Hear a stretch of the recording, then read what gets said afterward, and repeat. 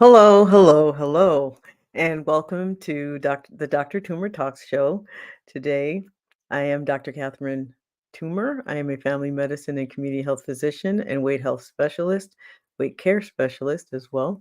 I'm the founder and CEO of Total Weight Care Institute, and I help people maximize their health and wellness through weight loss, and I help physicians create comprehensive and compassionate weight care services for their patients as well.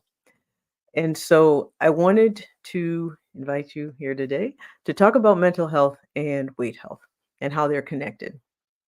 Now, first of all, I just want to say anytime you see a term of any kind that has the word health attached, just know that the opposite of health is death. So when you ignore something that is primarily a health related issue and it is allowed to go untreated, unchecked, unaddressed, often the result is, if not death in and of itself, but definitely something that will create a problem within your life that can eventually lead to an earlier death than necessary. And I know that sounds really extreme, but that's exactly what health is. Health is uh, when your mind, body, and spirit functions in a way that creates the life that you want, is able to do the things that you want it to do. And the opposite of that is when it can't. And so when it comes to mental health, well, first, I just want to say I often talk a lot about the biopsychosocial approach to healthcare, to weight care, to all the different things. So it's really important to understand the biology, the psychology, and the sociology or the social network that creates health within a person. And so when talking about mental health, what that talks about is the well-being, the psychological well-being of the biopsychosocial. Now, a lot of people, when they hear mental health, they think mental illness. They're not the same. Now, all mental illness is a part of mental health, but not all mental health is mental illness. The difference is illness is a distortion, mental illness is a distortion of reality, of perception, of behavior, of mood and feelings that in some way affect someone's life, either mildly or severely, in anywhere in between. And so you can have mental illness that is not a problem or that can be severe, but they're all part of mental health. Now, what mental health is a sense of well-being. It is when you are your psychology and your feelings and your emotions are regulated and doing well, and you have a sense of well-being. That is when it is healthy. And that's why mental health and is a part of overall health, because how you feel and how you function in the world matters. And so the reason they're connected to everything else is because what happens in your brain affects every other process of your body, every process of your body. And then what happens in your body loops back and tells your brain what to do. And it starts this cycle and it goes. So imagine if you have a mental illness or your mental health is not where it should be, what happens when it gets filtered through here? It gets distorted. And then it goes down to your body distorted.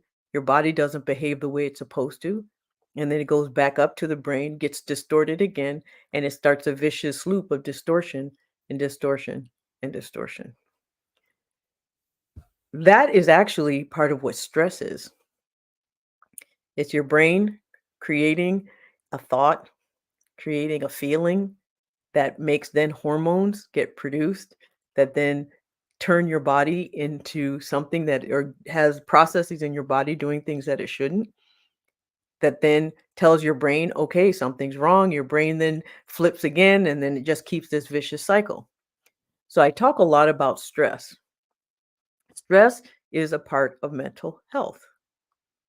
When you're under stress, it means that your coping mechanisms have been overwhelmed. Your perceived coping mechanisms have been overwhelmed. So if you're perceiving something being overwhelming, what is that? That's a thought. That's a perception. That's mental health.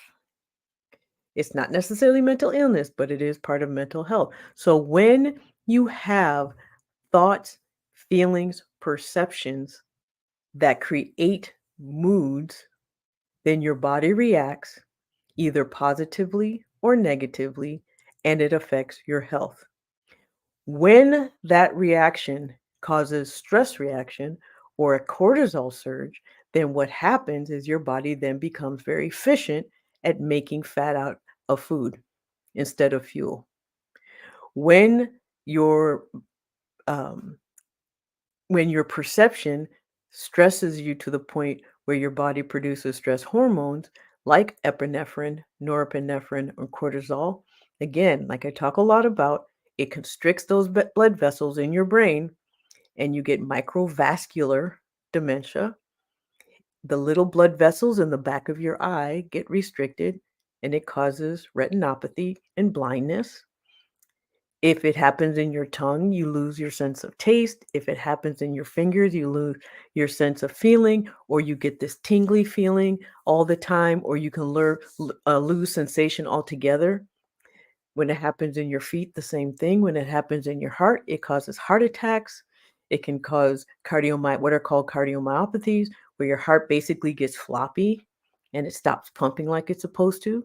Your kidneys shut down. Your body cannot. Now, your kidneys are what your body does to remove a lot of toxins from our body. It removes extra fluid to a certain degree, and well, to all degrees actually, and it removes excess salt, excess sugar. It removes, but when they're not working properly, it also removes protein, which it's not supposed to. The kidney can become very leaky. Again, cortisol, norepinephrine, epinephrine causes restriction, and it causes that to shut down. The other thing that mental health, when it's not healthy, can do is cause inflammation in the body. It causes inflammation to the point where, again, certain functions in the body do not work very well.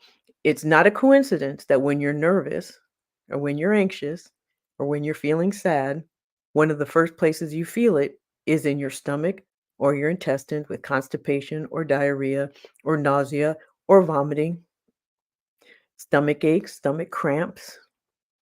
There's a connection between your feelings and how your gut reacts. There's a reason for that. It's hormonal, but it's reactionary to your mental health. And so there you see how it's all connected. Your biology is connected to your psychology, and your psychology is connected to your sociology because a lot of what we feel and a lot of our sense of well-being, a lot of what we say is gives us joy or gives us anger or sadness or grief or anything else is our social structure. It's what happens to us socially, whether we have the right interactions with people, whether we are isolated, whether we have a good social group. And so all of those things affect our mental health, which then feed into our physical health. And so it's all connected. And the reason I connect mental health to weight health is because one, I'm a weight care specialist and that's what I talk about. But the other is that it's what we notice. Many times we can't tell when we're having some struggle with our mental health because our perceptions are off. That's part of the definition of mental illness. And so what happens is we start noticing other things. And one of those other things we notice is our weight going up or our weight coming down. That is also why I talk a lot about weight health and not weight loss, because sometimes that health requires us to gain weight, not just lose weight. And sometimes our unhealthiness is manifested in our weight loss, not just our weight gain. And so weight health and mental health go very much together because one happens or the other. You have some people who won't eat when they're upset, and you have other people who can't stop eating when they're upset. You have emotional eaters. Sorry, there's like this little thing flying around. There's emotional eaters and there are emotional non eaters. They're both part of mental health, and they're both part of weight health because that's what we notice when there's an issue. So, the but one of the biggest issues that I see with ignored mental health is how our body reacts to inflammation. Often, when we have aches and pains, and people say, "Oh, it's in your head." Yes and no.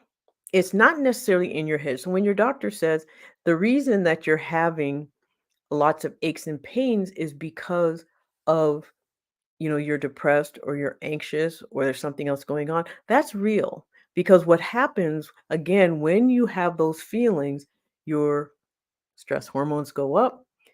Those stress hormones cause inflammation. And that inflammation, if it's a nerve, causes pain. If it's a cartilage area of a knee, it causes more pain. If it causes weight gain on top of that knee pain, it causes even more pain. Headaches. We tend to clench our jaws when we're annoyed, so you get this pain here, which causes headaches also. It disrupts sleep. And so our sleep patterns get messed up as well, which again also changes our hormonal patterns. It makes us tired. It makes it difficult for us to concentrate. And so again, all feeds together, our biology, our psychology, and our sociology. And I don't want to get lost in the reads because it sounds I am starting to a little bit, but that is why our weight, when you start noticing your weight going up and down and it's not intentional or it's not something that you want to happen, then often what we need to do is address where our mental state is, our mental health is, because that could be the cause of where our weight is going.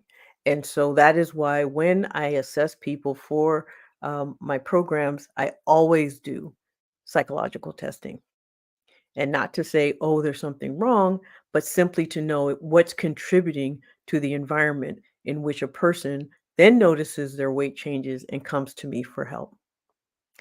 So again, I am Dr. Catherine Toomer, and um, family medicine community health physician. And if you're interested in learning more about what I do, you can go to my website at drtoomer.com. That's drtoomer.com. And if you have questions for me, they can be any questions about what I'm talking about now, or it can be questions about anything health, wellness, or weight loss related. And if you have topics that you'd like me to speak on, then I did get a request for to speak about what happens when you can't get your medications, particularly your GLP-1s. And so I will be doing a live on that sometime during the week. I'll let everybody know when that happens. Also, if you are a clinician and you are someone who is getting a lot of requests for GLP-1s, I am doing a live in my group tomorrow evening at 8 o'clock. But you have to be in the group because it is creating successful weight care practices is the name of the group, and you have to be in there to do it because that's the only place where I'm going to do that, and I'll be there. So thank you for coming and listening, Dr. Una, Ursuline, Jennifer, and Tisa. And if you have any questions, I'll wait about 2 more minutes and then I will sign off, and then you can send me messages or put your questions in the comments. Jennifer says, I am a stress eater and a habitual eater. All of us are. And the reason that we are, again, is because when you're under stress, your cortisol levels go up. When your cortisol levels go up, it blocks insulin from helping your brain get glucose into the cells. Glucose in the cells is a signal, gives your brain the signal that you've eaten. And so when your brain doesn't get glucose, it starts signaling it starts misfiring. And the signal doesn't it missignals the rest of the body. And one of the things it does is it says, eat more, eat more, eat more, because I'm not getting my glucose and I'm not getting it. And so as soon as that stress comes down, that sugar goes into the brain, and suddenly that signal, the brain gets the signal and it stops telling you to eat. So the key to do with that, and habitual eating isn't a problem. We're all habitual eaters. We die if we weren't. I mean, that's what we're supposed to be. We're supposed to eat out of habit. So, the way to counter that, though, if it's causing you an issue, is not changing if you eat under stress, but changing what you eat under stress. It's so much easier to change inside of a habit than to change a habit. And so, usually, when people are under stress, because the brain wants glucose, it will make you go for starches, carbohydrates, often sweet, sometimes other things like chips and bread and other things. So the key, and then the other is that our brain has us do when we're under stress is we like crunchy things, chompy things, things that make us do this. And so the key is kind of combine the things that satisfy that urge with things that make it healthy. So for example, potato chips. The key is dip potato chips into something that's high protein, healthy fat instead of eating them plain. So you can offset the carbohydrate start of the potato chips. And then the other key is separate a small amount away from the bag. If you eat out of the bag, you'll eat the whole thing. If you want to limit the damage that's being done, is limit how much you have in one and try to keep it to a serving and then dip it in something that offsets the starch. If it's bread, add, you know, meat, cheese, veggies, turn it into a sandwich instead of just eating the bread. Um, or crackers are another thing, cheese, olives, lunch meat, hummus, and that all of that can be. So always just add and add and add until there's something until the starch or the carbohydrate is not the star anymore, and protein and healthy fats are. Avocados is another good thing that does that. So it's not stress eating is not a problem. Habitual eating is not a problem. Just change what you eat during those times and you'll be okay. Um, Jennifer says, my problem is not eating much and then eating either too much or the wrong things at dinner. Okay. So the key with that is to always don't leave it to chance. Plan your snacks and grazing through the day. Always make sure you have access to things that you can eat throughout the day that will satisfy you, give you protein, so that because protein in and of itself is an appetite suppressant. And so and then what you do at that meal, drink water before you start eating. Because often what happens when you don't eat much throughout the day, you also don't drink very much throughout the day. And your body mistakes thirst for hunger often. And so what will happen is that if you drink water, it will take care of some of the things that your body is registering as hunger when it's not. That's one thing it does. It also fills your stomach a little bit, so you can't eat as much anyway. The third thing to do is to eat very slowly. When you eat quickly, you tend to overeat. That's just everyone. Because there's a point when your brain sends a message. I mean, your stomach stretches, sends a message to your brain, and your brain gets the message like, okay, you've eaten, so I'll make you not hungry anymore and I'll make you stop. But it takes about 20 minutes for that message to go from your stomach to the brain. So drinking water starts the process, and then eating more slowly keeps you from overeating because more than likely you won't eat as much because your brain will get the message that you're eating and it will help curb your appetite. Um, but the other that is helpful is when if you can't get a meal through the day or you can't get snacks, often protein shakes, pre-mixed protein shakes with 20 grams or more of protein. There are many that have 30 grams or more of protein, which are even better. And then you have some that have 30 grams of protein and more, and they also have enough calories. So that way it keeps your metabolism up, like Ensure Complete, Ensure Max Protein are some of the better ones. Fairlife is one, Premier. All of those have lots of protein in them. The key is to look and make sure that they don't have sugar also, because that defeats the purpose. It will drive your appetite if you drink something sweet with sugar in it. Um, Jennifer says, under stress is when I go for carbs and sugars. Yeah, that's what, because your brain makes you do that. The reason under stress, your cortisol again blocks sugar getting to the brain cells to send the message to the body of what to do. So when your brain's not getting the only thing that it registers, our brain only registers two things: glucose and ketones. And ketones is only when you're starving. So usually it's glucose. And so when our brain doesn't get glucose, it tells us to eat so that it can get that glucose. Glucose is the breakdown of starches and carbs. So therefore we go for sweets. Sugar is a quick way of getting, well, sugar in and of itself, table sugar is glucose. So in fact, it's what we give people when their blood sugars are too low. We kind of stick it under their tongue to get it to rise up quickly. So yeah, that's exactly it's normal. Um, the key is to go after the stress to reduce it or reduce the effects of stress.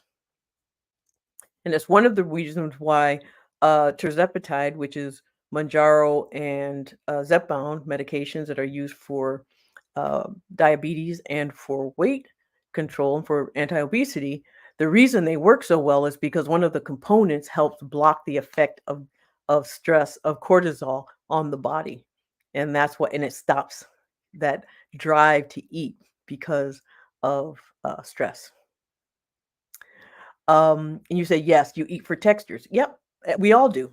And so crunchiness, whatever texture it is that your body goes for, you can mimic that with other foods. So if it's the creaminess that you like and you tend to go for the creamy desserts like puddings and what, start going eat hummus. You get that same creaminess, but and then dip something crunchy so then you get the crunchy and the creamy, but it's not necessarily sweet. And that's the key. And it's also a way that you can add fruit without the sugar of the fruit causing an issue also. Tisa says, I'm dealing with menopause and my weight is getting out of control. And the doctor says exercise, but I'm not getting anywhere because of my hormones. Why male doctors don't want to listen to women during menopause? Well, because we never learned about it. It's not just male doctors. Women doctors, we've experienced it, but those who haven't experienced it also don't always listen. We do not learn about it in medical school. Not even OBGYNs learn a lot about it. I mean, they learn more than we do, than everybody else, but we just don't learn a lot about menopause. And the reason that you're gaining weight is because your estrogen levels are dropping and your cortisol is now taking over. And your cortisol leads. So menopause in and of itself can cause your stress hormones to take over, cause insulin resistance, and therefore we gain weight through the middle, mostly. That's all. If you notice, menopause weight gain is the exact same location of the body as stress weight gain. That's not a coincidence. And so taking care of one helps the other. And I've often said that low dose GLP-1 could be used to prevent some of the weight gain of menopause. The problem we run into is that insurance companies only use BMI as a criteria. They don't use change in weight as a criteria. And so we have to wait until someone gets obese or has some other secondary illness before we can do anything about it. And that doesn't make a whole lot of sense. We should be able to prevent things. Uh, Isabel says, I have a question. I'm going out of town next week, Thursday.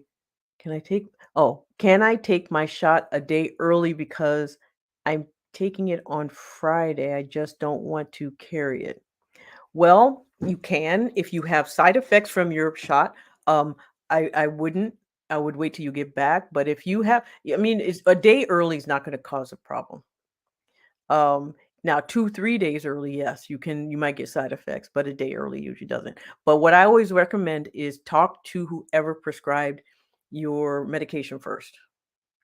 So whoever prescribes it, that's who you should ask. And you should ask them in an official way so that it can be documented that you asked and your questions are asked.